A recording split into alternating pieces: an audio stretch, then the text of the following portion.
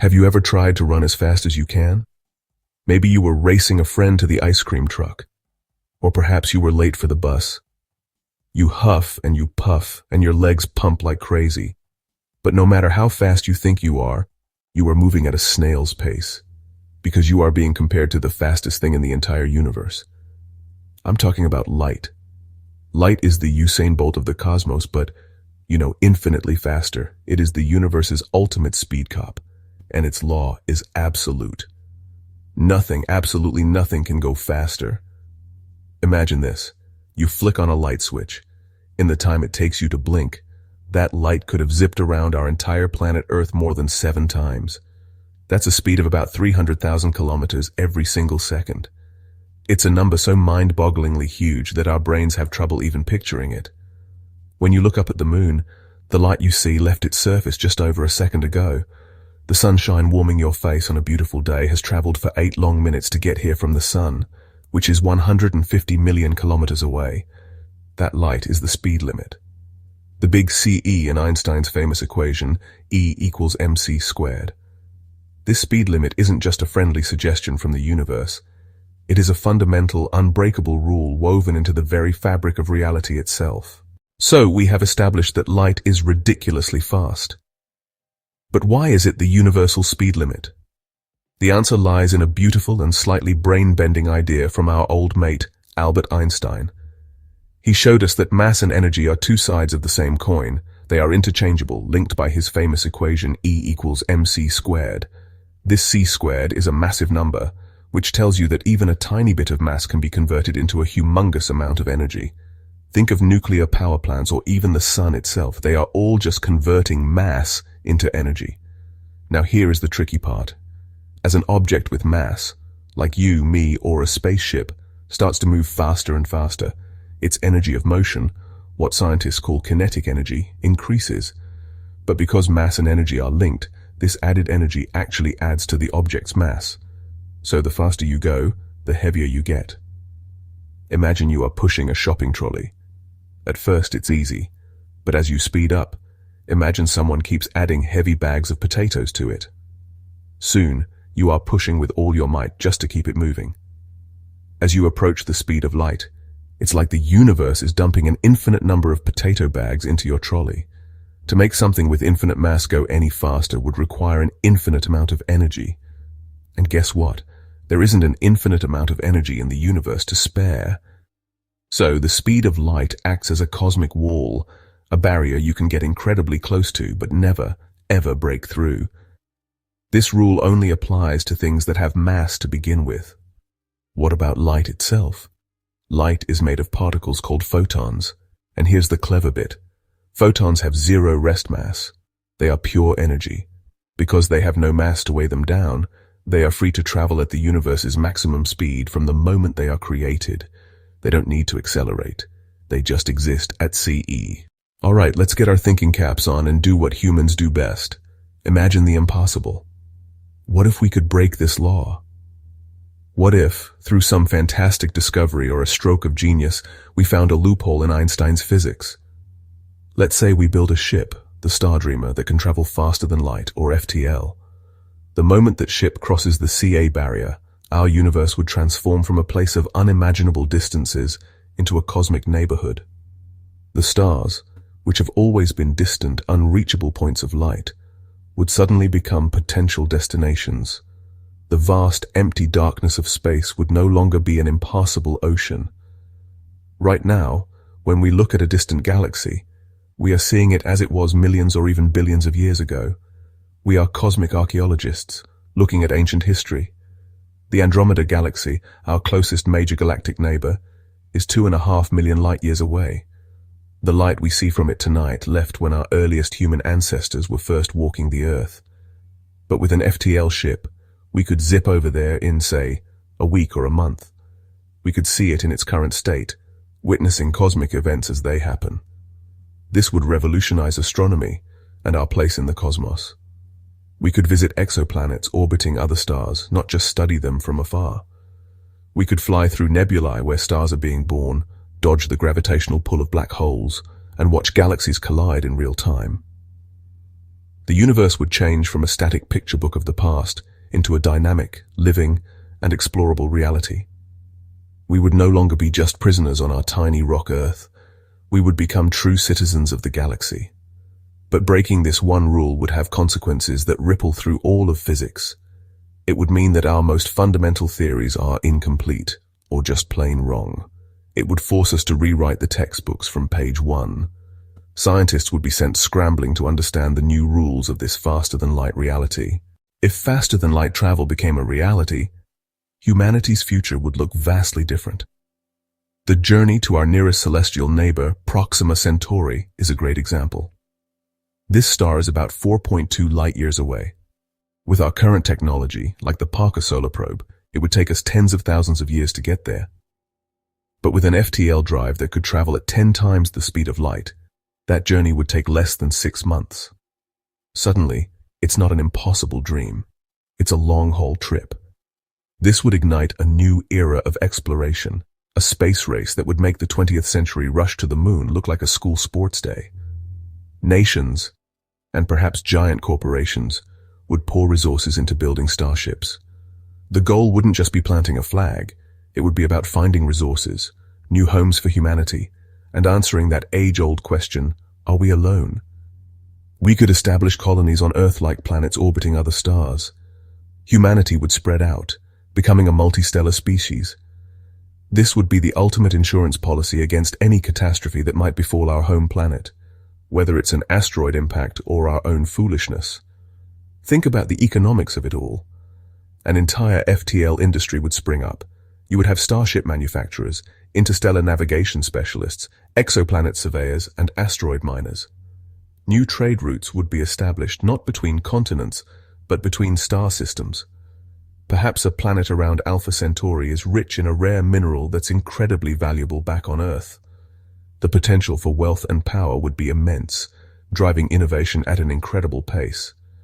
Just as the age of sail connected the globe and created a global economy, the age of FTL would connect the stars and create a galactic economy. Of course, this expansion wouldn't be without its challenges. The vast distances, even with FTL, would still be significant. A colony 100 light-years away, even at 10C, would be a 10-year journey one way. These new settlements would be incredibly isolated, developing their own cultures, governments, and perhaps even their own unique ways of being human. They would be like islands in a vast cosmic ocean. How would we maintain a connection? How would we govern such a widespread civilization?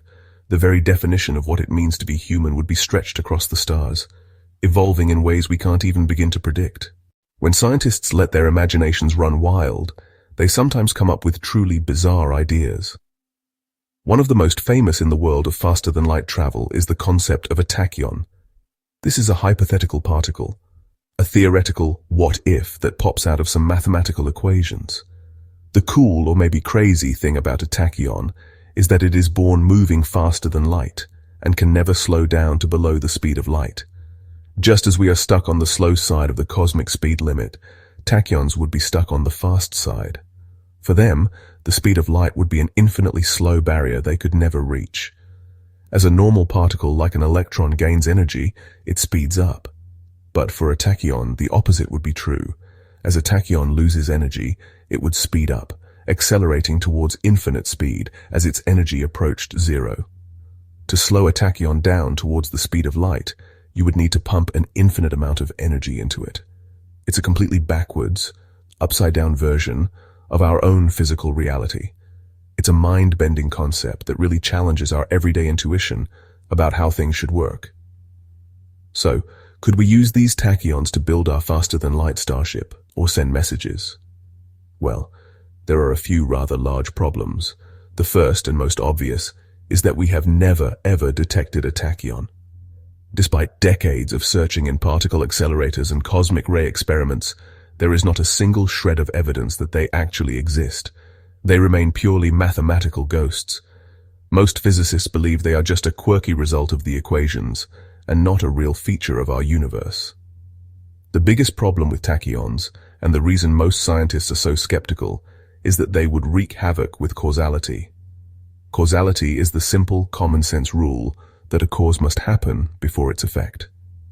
But because tachyons travel faster than light, they would appear to travel backwards in time from the perspective of some observers.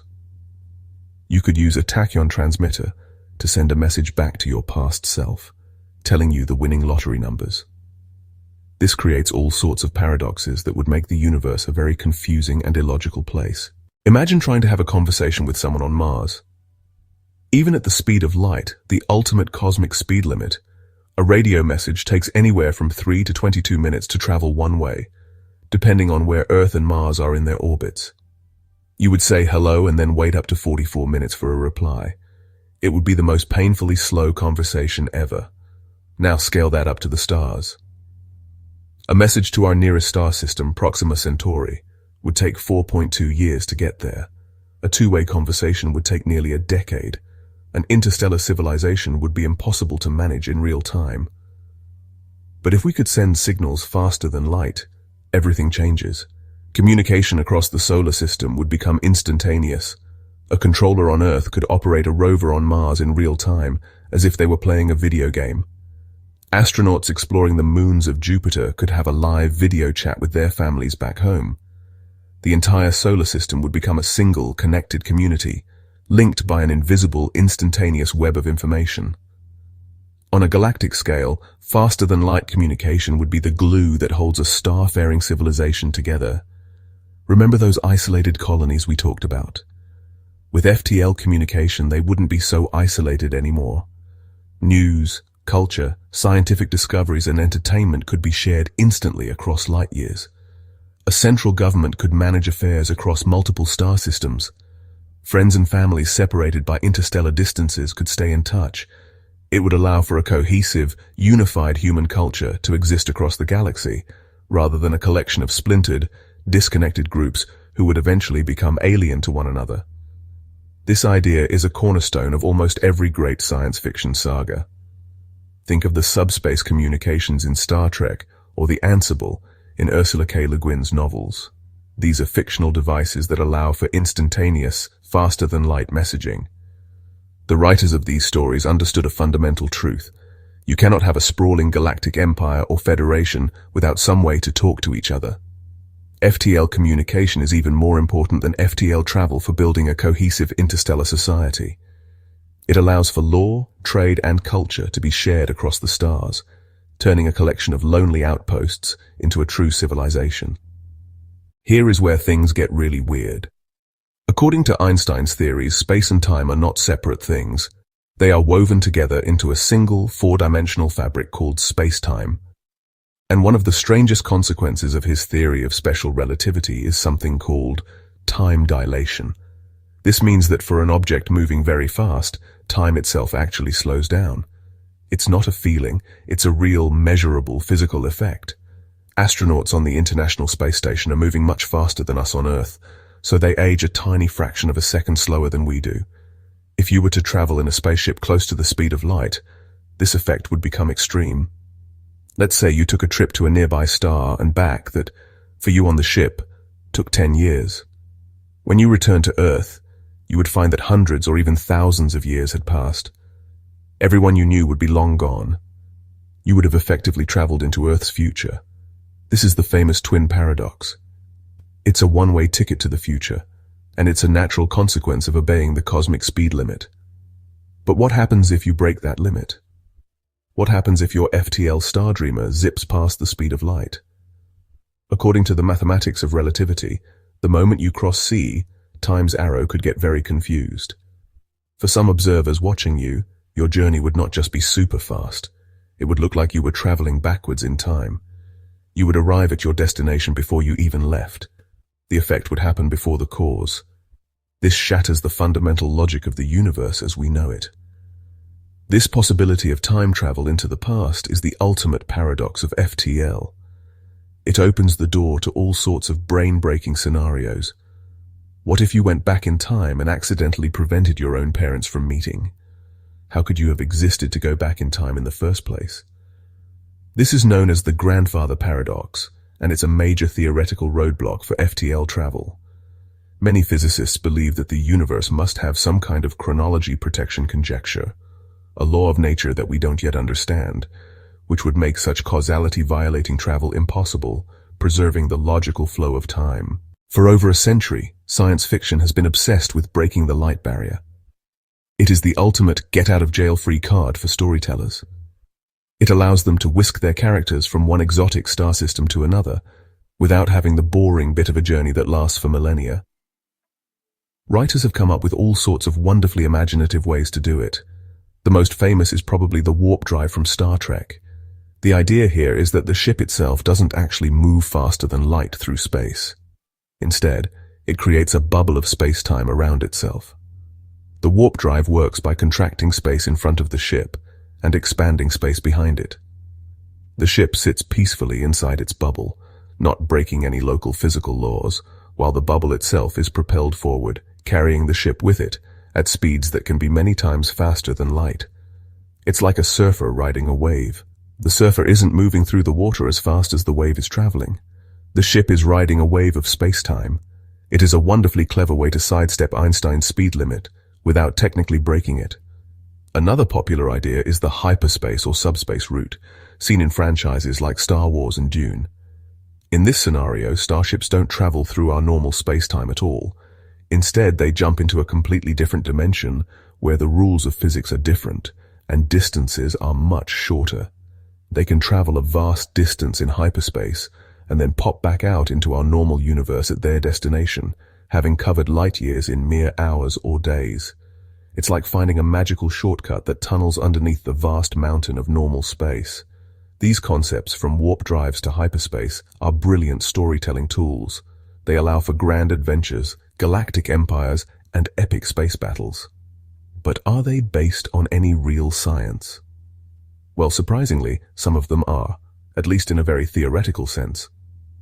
In 1994, a physicist named Miguel Alcubierre developed a mathematical model for a warp drive that was consistent with Einstein's theory of general relativity. The Alcubierre drive, as it's known, is a real, valid solution to the equations.